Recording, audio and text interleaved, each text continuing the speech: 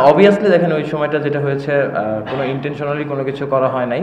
জিনিসটা আমিও রান নেওয়ার জন্য যাচ্ছিলাম। আর আমি চাচ্ছিলাম ওই সময় স্ট্রাইকটা নিতে। তো অবভিয়াসলি যেহেতু আমার সামনে এসেছে এবং আম্পায়ার যেটা বলেছে যে যার ক্যাচ হয়তো সে আউট, মানে সে আউট হবে। যদি বলটা মাটিতে থাকতো হয়তো মানে জিনিসটা অন্যরকম থাকতো।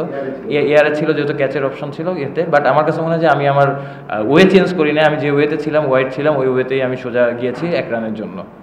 না, অবভিয়াসলি দেখেন এই ম্যাচটা জেতার পরে মনে হচ্ছিল যে লাস্ট টি-20 আমি যেটা খেলেছিলাম ইন্ডিয়ার সাথে একটা ওয়ার্ল্ড কাপের ম্যাচ ছিল। 1 ওভারে হয়তো 20 রান দরকার ছিল। তো আমি মনে হয় 15 বা 16 নিতে পড়ছিলাম। লাস্ট বলে হয়তো 6 হলে ম্যাচটা জিততাম, এনিওয়ে 6 হয় নাই, 5 রানে পরে হেরেছিলাম। তো এটা আমার কাছে সবসময় একটা জিনিস বড় থাকে যে ওয়ার্ল্ড কাপের মতো এরকম সময় ওই ম্যাচটা আসলে যদিও 20 রান লাগতো, 20 রান অনেক রান, বাট তারপরে অনেক ক্লোজ গিয়েছিলাম। যদি শেষ করতে পারতাম ভালো লাগতো, বাট আলহামদুলিল্লাহ অবভিয়াসলি যেটা বললাম যে রেসপেক্ট দেওয়ার মালিক আল্লাহ। আর অবশ্যই আল্লাহর কাছে শুকরিয়া আদায় করতেছি টিমের জন্য কন্ট্রিবিউট করতে পারছি। না, যখন আগের ওভারে যখন নেমেছি খুশদিল 2টা 6 মারলো, তখন ও বলতেছিল যে এই ম্যাচ জেতা সম্ভব। ইভেনচুয়ালি রাব্বি যখন আসলো, লাস্ট ওভারে 26 রান লাগবে, রাব্বি ভাইয়ের সাথে কথা বলতেছিলাম কমিউনিকেশনটা। তো তখন রাব্বি ভাই বলতেছে যে তুমিই খেলো 6টা বল, তুমি যদি আমার কাছে মনে হয় যে ইনশাল্লাহ ভালো শেপে থাকলে মারতে পারলে হয়ে যাবে। তো তখনই আসলে ওই জিনিসটা আমাদের কমিউনিকেশনের মাধ্যমে হয়েছে। তারপর যখন ফার্স্ট বল 6 হয়েছে, তখন আস্তে আস্তে ওই বিলিভটা আরও বেড়েছে যে ইনশাল্লাহ সম্ভব। না, বড় শটের পরিকল্পনা ছিল যে অবশ্যই আল্লাহর উপর বিশ্বাস রেখে, যেটা হবে যে আমি ওইটাই চাচ্ছিলাম যে 1-2 ওরকম কিছু না, যাতে যদি আমার জোনে পাই তাহলে ওভার বাউন্ডারি মারবো বা বাউন্ডারি হোক, এই অপশানেই যাচ্ছিলাম। এটা আমি খুব কাছ থেকে দেখি নাই, বাট মানে আমিও এদিকে আসার পর দেখেছি, মানে শেষ পর্যায়ে যখন ব্যাক করছি আমি আসলে যাওয়ার পর হয়তো বুঝতে পারবো যে কী নিয়ে আসলে হয়েছে, বাট কিছু একটা হয়েছে।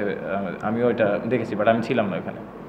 ইনিংস তো দেখেন, আমি যেখানে ব্যাটিং করি 20-30 সবাই ভুলে যায়।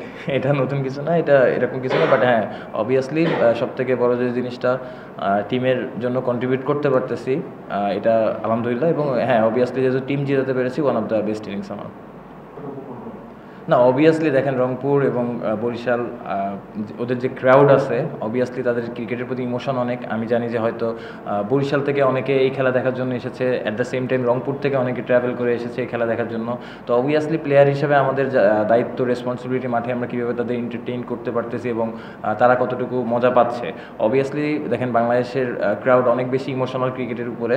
তো এরকম যত ম্যাচ হবে আমার কাছে মনে হয় যে ক্রাউডটা আরও বেশি এনজয় করবে। আর অবভিয়াসলি ক্রিকেট জাস্ট একটা খেলা, এটার মাধ্যমে অনেকে এন্টারটেইন করে, অনেকের হয়তো লাইফের অনেক প্রবলেম থাকে, এই খেলার মাধ্যমে হয়তো ওই জিনিস ফ্রেশনেসটা আসে। তো আমাদের কাজ হচ্ছে ক্রাউডকে এন্টারটেইন করা, এবং যতটুকু ভালো আমরা আসলে, অবশ্যই কোনো সময় খারাপ যাবে, কোনো সময় ভালো যাবে, বাট প্রসেস থাকে যে কতটুকু ভালো করতে পারি টিমের জন্য, এটা ইম্পর্টেন্ট। আমি তবে বিপিএল রংপুর রাইডার্সের ক্যাপ্টেন্সি করতেছি, ফোকাসটা পুরোটাই এখানে। হাফ অফ দ্য টুর্নামেন্ট আছি, long way to go, but obviously সবসময় ক্যাপ্টেন্সিটা এনজয় করি, এটাই। থ্যাংক ইউ ভাই।